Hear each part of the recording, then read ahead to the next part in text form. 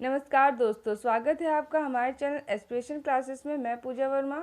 दोस्तों, आज जैसे कि है 25 मई, तो दोस्तों हमने 25 मई के जो करंट अफेयर के क्वेश्चंस लेकर के आए हैं। लेकिन दोस्तों उसके पहले हम 24 मई के जो हमने आपको कल करंट अफेयर कराया था उसका पहले हम लोग जल्दी से रिवीजन कर लेते हैं। फिर उसके बाद हम लोग के आज के 25 मई के करंट अफेयर के क्वेश्चंस को पढ़ेंगे।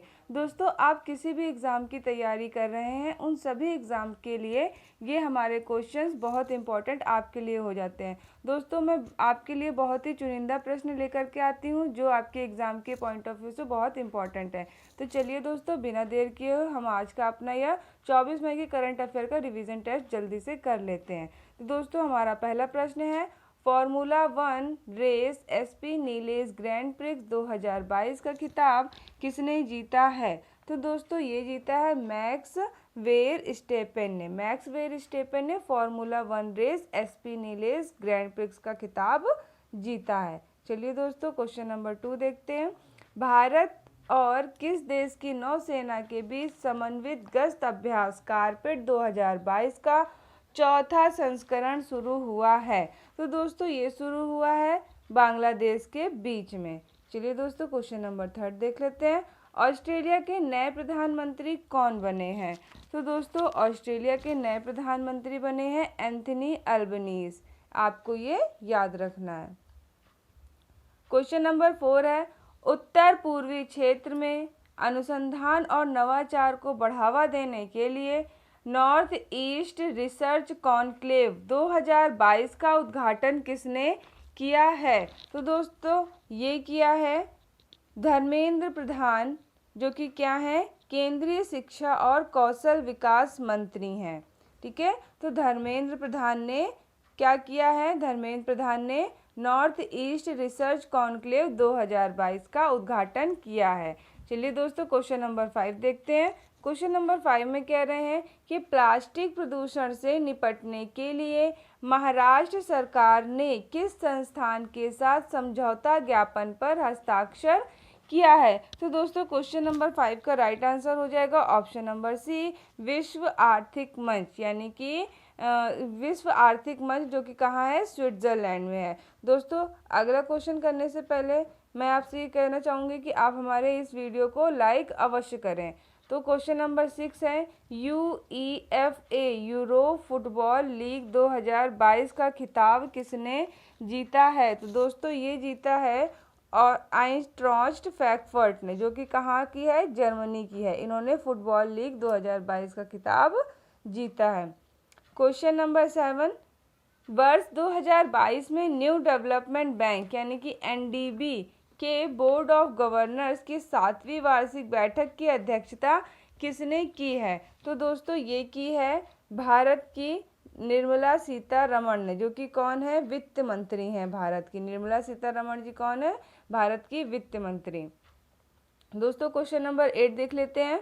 संगीत और कला के क्षेत्र में किन व्यक्तियों को प्रतिष्ठित 96 संगीत कला निधि पुरस्कार 2020, 2021 और 2022 से सम्मानित किया गया है? तो दोस्तों इस प्रश्न का राइट आंसर हो जाएगा उपर्युक्त सभी। उपर्युक्त सभी को इस सम्मान से सम्मानित किया गया है संगीत कला निधि पुरस्कार से। किन्हें? नेवेल आर संथाना गोपालन को, तिरुवर वक्त वस्तलम को, GJR कृष्णन और विजय लक्ष्मी जी को, इन सभी को 96 संगीत कला निधि पुरस्कार से सम्मानित किया गया है। दोस्तों क्वेश्चन नंबर 9 देख लेते हैं। तकनीकी इन्फोसिस के MD और CEO कौन बने हैं? तो दोस्तों ये बने हैं सलील पारेख। कौन बने हैं? सलील पारेख। आपको ये याद रखना है। क्वेश्चन नंबर 10, ब्रिक्स देशों के बहुपक्षीय bank new development bank NDB द्वारा भारत में अपना पहला क्षेत्रीय कार्यालय कहाँ खोला जाएगा? तो दोस्तों ये खोला जाएगा गुजरात राज्य में। दोस्तों ये था हमारे कल के करंट अफेयर का रिवीजन टेस्ट, जो कि हमने आपको अपने प्रीवियस वीडियो में विद एक्सप्लेनेशन कराया था।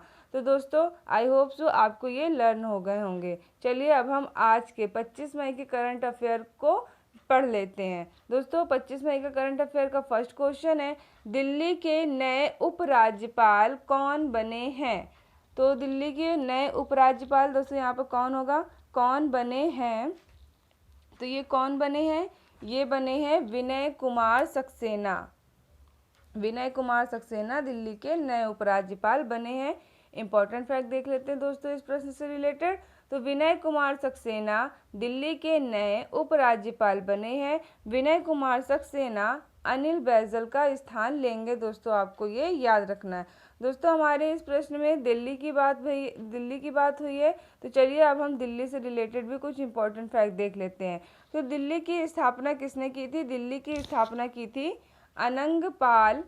अनंगपाल ने दिल्ली की स्थापना की थी, जो कि कौन है, तोमर वंश के शासक थे। और दिल्ली का राजकीय पशु क्या है, तो दिल्ली का राजकीय पशु है नील गाय। दिल्ली का राजकीय पक्षी क्या है, तो घरेलू गौरैया दिल्ली की राजकीय पक्षी है।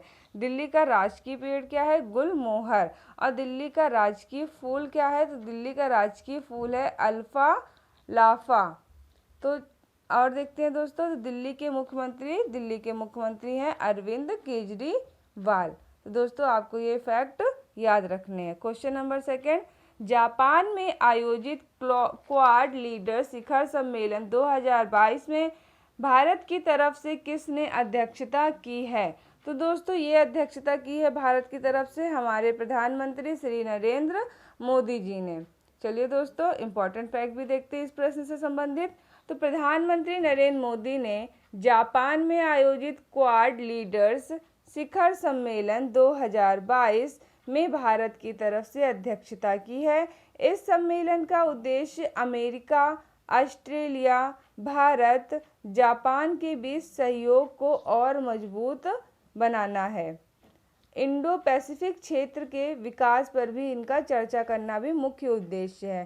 क्वाड लीडर शिखर सम्मेलन का पिछला सम्मेलन 2021 में व्हाइट हाउस अमेरिका में हुआ था। दोस्तों आपको ये भी फैक्ट याद रखना है कि इन्होंने पिछला सम्मेलन कहाँ पर हुआ था, इनका पिछला सम्मेलन हुआ था व्हाइट हाउस में, व्हाइट हाउस अमेरिका में। आपको ये फैक्ट भी याद रखना है। चलिए दोस्तों क्वेश्चन नंबर 3 देख लेते हैं। क्वेश्चन नंबर 3 में कह रहे हैं कि आपदा में फंसे लोगों को रेस्क्यू करने के लिए ड्रोन फोर्स बनाने वाला भारत का पहला राज्य कौन सा बना है। तो दोस्तों ये बना है उत्तराखंड। भारत का पहला राज्य कौन सा बना है, उत्तराखंड। चलिए दोस्तों इंपॉर्टेंट फैक्ट भी देखते हैं इस प्रश्न से रिलेटेड। तो उत्तराखंड राज्य आपदा में फंसे लोगों को रेस्क्यू करने के लिए ड्रोन फोर्स बनाने वाला भारत का पहला राज्य बन गया है। इस फोर्स के माध्यम से उत्तराखंड में आपदा, यातायात और सुरक्षा सहित तमाम कामों में मदद मिलेगी। इसके लिए 300 पुलिसकर्मियों को ड्रोन की विशेष ट्रेनिंग दी जा रही है। दोस्तों आपको ये फैक्ट याद रखना है कि कहाँ पर इसका शुभारंभ हुआ है, इसका शुभारंभ हुआ है उत्तराखंड में। तो चलिए दोस्तों क्वेश्चन नंबर 4 देख लेते हैं। क्वेश्चन नंबर 4 में है विश्व कछुआ दिवस 2022 यानी कि वर्ल्ड टर्टल डे 2022 कब मनाया गया है। तो दोस्तों ये मनाया गया है 23 मई को। चलिए दोस्तों इंपॉर्टेंट फैक्ट भी देखते हैं। तो हर साल 23 मई को विश्व कछुआ दिवस के रूप में मनाया जाता है।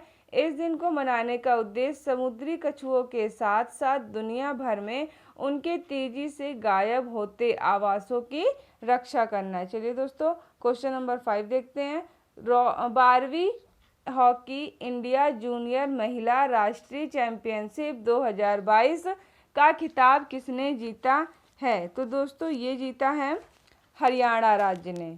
किसने जीता है, हरियाणा राज्य ने 12वीं हॉकी इंडिया जूनियर महिला राष्ट्रीय चैंपियनशिप का खिताब जीता है। तो इम्पोर्टेंट फैक्ट देखते हैं इस प्रोसेस से रिलेटेड।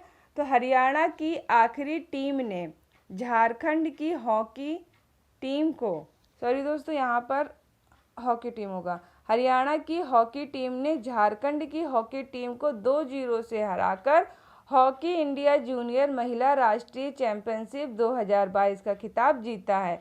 इसका आयोजन स्थल की अगर हम बात करें तो इसका आयोजन स्थल था इम्फाल, मणिपुर। दोस्तों आपको ये फैक्ट भी याद रखना है। क्वेश्चन नंबर 6 है हमारा किस राज्य सरकार ने बिजली उपभोक्ताओं की शिकायतों की सुनवाई के लिए संभव पोर्टल को लॉन्च किया है? तो दोस्तों इस प्रश्न का राइट आंसर हो जाएगा option number D, Uttar Pradesh. तो उत्तर प्रदेश की सरकार ने बिजली उपभोक्ताओं के लिए शिकायतों के लिए संभव पोर्टल को लॉन्च किया है। तो इम्पॉर्टेंट फैक्ट देखते हैं इस प्रश्न से रिलेटेड। उत्तर प्रदेश राज्य सरकार ने बिजली उपभोक्ताओं की शिकायतों की सुनवाई के लिए संभव पोर्टल को लॉन्च किया है। दोस्तों इस पोर्टल का क्या नाम है? संभव पोर्टल। आपको ये याद रखना है। संभव एक मल्टी मोबाइल प्लेटफॉर्म है जिसे सार्वजनिक शिकायतों को तेजी से और प्रभावी ढंग से निपटने और सार्वजनिक सेवा वितरण को पारदर्शी और जवाबदेही बनाने के लिए लॉन्च किया गया है। चलिए दोस्तों क्वेश्चन नंबर 7 देख लेते हैं। भारतीय गैस एक्सचेंज पर घरेलू का व्यापार करने वाली सार्वजनिक क्षेत्र की पहली भारतीय गैस उत्पादक कंपनी कौन सी बनी है? तो दोस्तों ये बनी है oil and natural gas corporation limited, जो कि कहाँ की है? नई दिल्ली की है। तो चलिए दोस्तों इस प्रश्न से रिलेटेड इंपॉर्टेंट फैक्ट भी देख लेते हैं। तो oil and natural gas corporation limited भारतीय गैस एक्सचेंज पर घरेलू गैस का व्यापार करने वाली भारत की पहली गैस उत्पादक कंपनी बन गई है। व्यापार इसका कहाँ से होता है? कृष्णा गोदावरी 98-2 ब्लॉक से किया गया है। ठीक है दोस्तों, आपको ये फैक्ट भी याद रखना है कि कृष्णा गोदावरी 98/2 ब्लॉक से किया गया है।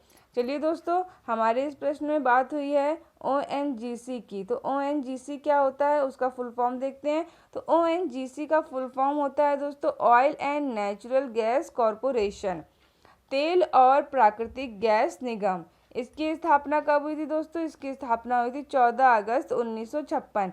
मुख्यालय कहाँ है? नई दिल्ली। इसके MD एंड CEO कौन है? शशि शंकर। दोस्तों आपको ये फैक्ट याद रखना है। क्वेश्चन नंबर 8 देखते हैं। विश्व स्वास्थ्य सभा के 75वें सत्र में भारत की तरफ से किसने अध्यक्षता की है? तो दोस्तों ये अध्यक्षता की है Mansukh Mandaviya. Option number D Mansukh Mandaviya, जो कि कौन है? केंद्रीय स्वास्थ्य और परिवार कल्याण मंत्री।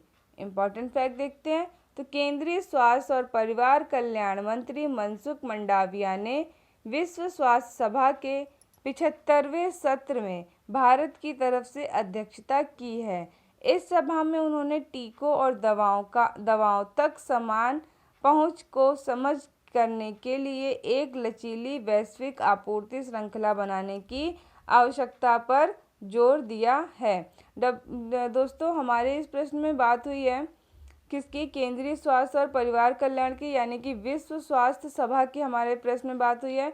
तो दोस्तों हम इससे भी संबंधित फैक्ट देख लेते हैं। तो विश्व स्वास्थ्य सभा यानी कि WHO, वर्ल्ड हेल्थ असेंबली। तो विश्व स्वास्थ्य सभा वह मंच है जिसके माध्यम से विश्व स्वास्थ्य संगठन अपनी 194 सदस्य देशों के द्वारा होता है। इसकी स्थापना 1948, मुख्यालय जिनेवा स्विट्जरलैंड। तो दोस्तों आपको ये फैक्ट भी याद रखना है कि इसमें 194 सदस्य देशों द्वारा यह होता है और इसकी स्थापना 1948 को हुई थी। मुख्यालय कहाँ है? जिनेवा स्विट्जरलैंड को में है। आपको ये फैक्ट याद रखना है। दोस्तों क्वेश्चन नंबर 9 करने से पहले हम आपसे ये कहना चाहेंगे कि आप हमारे इस वीडियो को लाइक अवश्य करें, अपने दोस्तों में शेयर करके हमारे चैनल को भी सब्सक्राइब अवश्य कर लें, जिससे हम आपके लिए ऐसे वीडियो लेकर के आते रहें और आपके एक लाइक से हमें बहुत प्रोत्साहन मिलता है। दोस्तों क्वेश्चन नंबर 9 देख लेते हैं। Football tournament English Premier League 2021-22 का खिताब किसने जीता है? तो दोस्तों ये जीता है मैनचेस्टर सिटी फुटबॉल क्लब ने। किसने जीता है? मैनचेस्टर सिटी फुटबॉल क्लब ने। इंपॉर्टेंट फैक्ट देखते हैं इस प्रश्न से related. Manchester city football club ने अपनी आखिरी मैच में एस्टन विला को 3-2 से हराकर football tournament English Premier League 2021-22 का खिताब जीत लिया है। दोस्तों आपको ये फैक्ट भी याद रखना है। दोस्तों क्वेश्चन नंबर 10 देख लेते हैं। क्वेश्चन नंबर 10 में कह रहे हैं कि तमिल लिटरेरी गार्डन के लाइफ टाइम अचीवमेंट पुरस्कार 2021 से किसे सम्मानित किया गया है?